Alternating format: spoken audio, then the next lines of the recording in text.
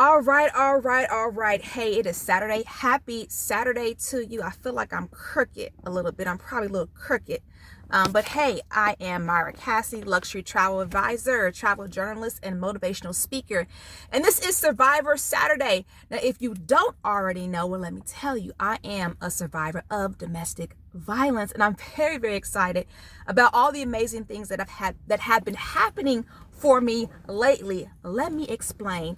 You see, although I am a travel advisor and booking groups is nothing but a thing, I have decided to book my first event here in Indianapolis, Indiana, Mira's Luxurious Women's Empowerment Retreat. It is specifically for all women, but especially for survivors of domestic violence who have been free a year or more. And I'm just so grateful about all the people who are helping to make this a reality.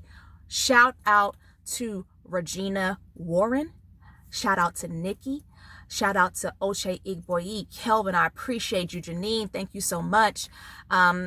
Regina Warren has the Model 360 boot camp. So definitely you're going to see more with us together on that as I'm working to do a fundraising project in order to book the event space that I need. Because as I mentioned, although I'm a travel advisor, I'm not booking rooms. This is not like a traditional booking. This is more of an event. So I need capital in order to make this a reality. And I'm just so grateful for all the people. And I know I'm forgetting to mention, some names, so please forgive me, but I'm very grateful for all the people who are willing to help me out and help this come into a reality. So to get us going, first and foremost, I am throwing hashtag who wants to take Mira on a date. Let me explain. Disclosure, I was raised as one of Jehovah's Witnesses. Now, currently, I'm not disfellowship or anything, but I'm an active witness to kind of give a definition of the situation. Long story short, when I divorced my husband, which he's my ex-husband now, let's get that out there, but I was punished for that. And within the faith, no judgment here. I'm not going to judge you. Don't judge me. But based off the scriptures, even though you're divorced, you're still married in God's eyes, but you're free by the law of the land. Now, within that faith, it goes the following: you are not free to pursue a third party, right? So entertaining anyone with the view of marriage, X, Y, and Z, what I'm trying to say, I can't think of the word, basically is adultery, right? Is adultery, committing adultery, right? If you right, it's adultery. Okay, so long story short, I have been living this journey, living up to that requirement for about 4 years, really longer than 4 years. Okay, and recently found out that I am free to marry. And let me be clear about something: I'm not coming for nobody, and I'm definitely not coming for no woman. I don't do that. But this is the fact of the matter: it's on social media. Okay, apparently y'all been in this relationship publicly on social media, posting since the summer of 2021. It is not cool that Mira found out that she was free to marry by her children telling her such just late last month. I'm going, okay, so your dad's getting engaged. Okay, interesting, because within the faith of Jehovah's Witnesses, doesn't that constitute adultery? What's happening here?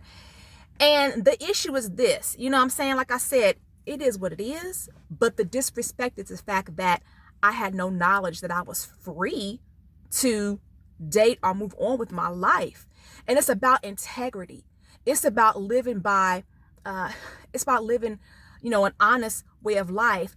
Your word means so much. And I just feel so disrespected that this was something that was public all this time, and I had no knowledge. And I'm thinking that I am, following, what Almighty wants me to do. And like I said, I'm not coming for nobody. Y'all put y'all's business out there, posting them pictures since the summer of 2021. That's on y'all. But the whole point of the matter is I just feel so disrespected, because even though my ex and I do not have a healthy relationship, at some point, it would have been nice to know, hey, by the way, you're free, instead of me holding on to, and I don't want to hear nothing about, well, I'm a man. Because let me explain something to you, okay? A woman has just as many desires as a man. And no matter how you stack it up, it was disrespectful. It was disrespectful. This is all out in the open and in the public eye. And I'm still trying to hold on to those standards, because at the end of the day, I'm a Christian woman. No matter what nobody wants to say about me, I decided to stop practicing the faith that I love, by the way, of being one of Jehovah's Witnesses, because of everything that happened with me letting leaders know that I was being physically abused by my then husband. And I decided to walk away because it wasn't safe for me. So I decided to take this interesting turn of events and create Who Wants to Take Myra on a Date. Let me explain. It's a fun building project so that I can get the event space that I'm trying to get for September of 2022. Right now, I have a soft hold on it.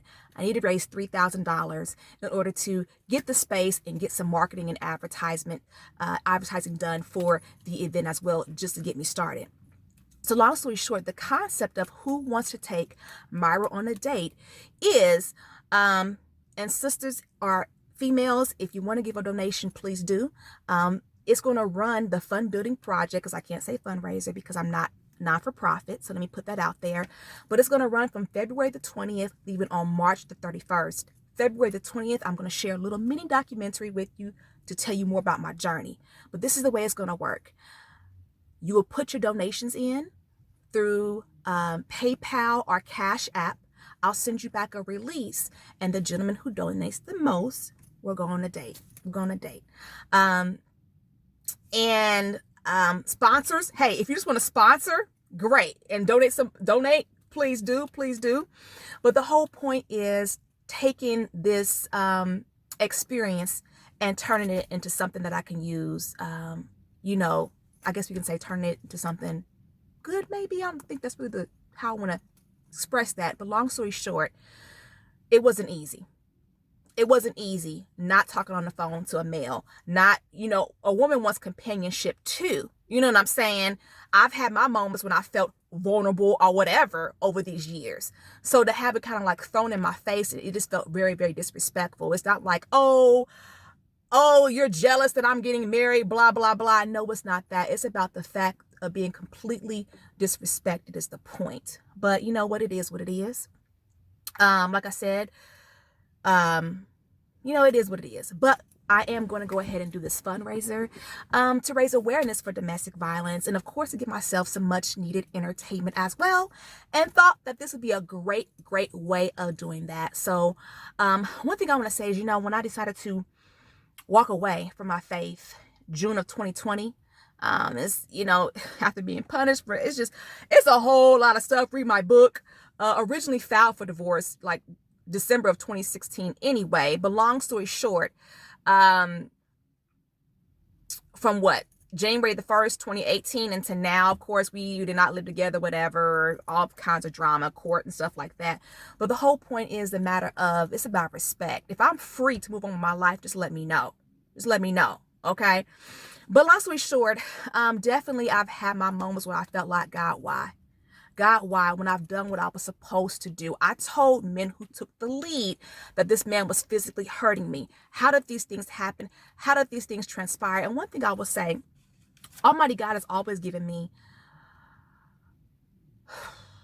a safety net. And I get these little nuggets. And I'm going to share a little nugget that I got just very, very recently. If you follow me on social media, then you know who I'm talking about. I'm not going to say the individual's name, but someone in the city who, if you know the last name, well-known name on television, right? TV host, moderator, keynote speaker, plethora of awards, comes from a very beautiful family in the city, but reached out to me on social media, and I was just shocked. First of all, I didn't even know that she was a survivor of domestic violence. And then when I looked a little bit more into it, I'm just like, oh my God, I admire her even more.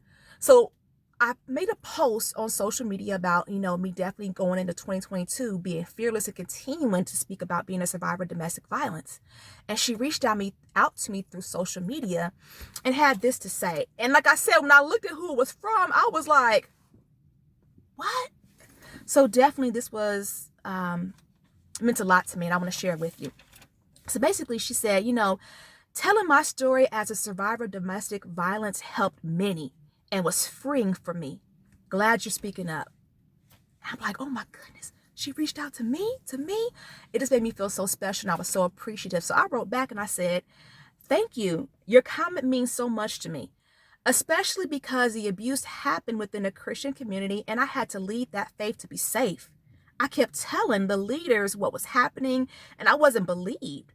So I'm working to build new connections and authentic experiences, and it can be hard to build from a cold market. The faith I left has over 32 congregations here, and my family, my dad, my mom, etc. are well known. So walking away was hard, but I'm alive and my children are safe. So I don't have regrets. They teach around the world that a victim can't divorce unless it's extreme physical abuse, and that's wrong and reckless. I got hurt really bad trying to follow those rules. I really needed to see this comment today. Thank you. And then she wrote back to me. I was like, oh my goodness. She said, so glad you and your kids are safe. Though man is flawed, even leaders in the Christian community, please know that God knows. He sees you.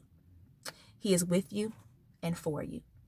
And I just appreciated that so much, because my journey, really from June of 2020 when I left the faith until recently, it was even hard to even pray. My praise were more because I had to, because my faith was hurt so much by this experience. So when things like this happen to me, or even with the fact that I'm trying to get this up and going, this event, and the people who have responded back with just so much support and love, I appreciate it.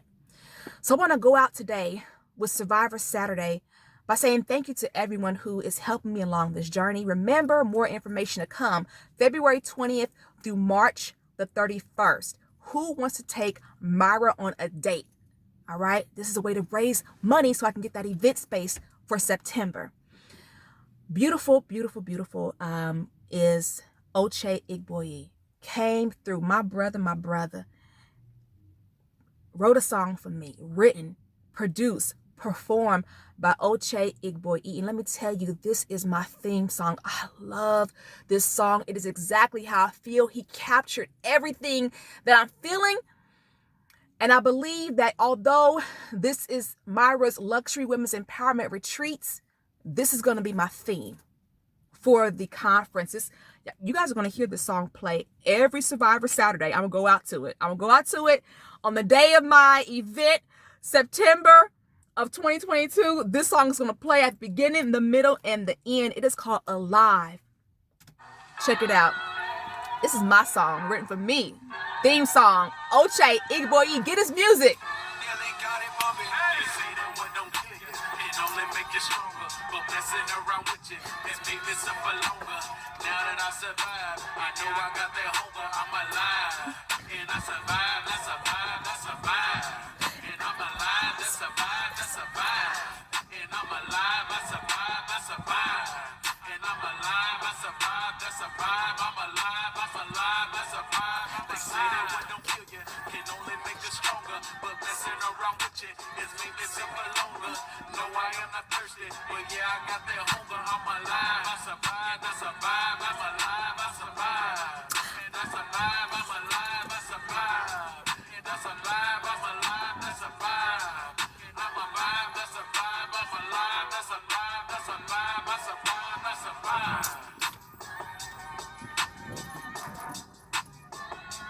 That is my theme song.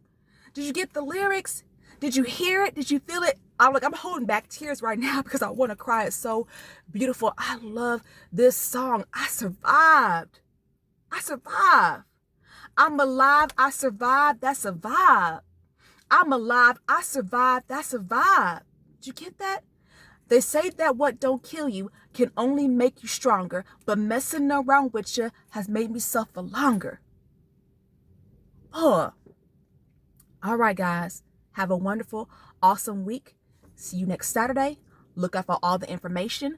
Who wants to take Myra on a date? February the 20th through March the 31st. Come on. Help me out here. Spread the word.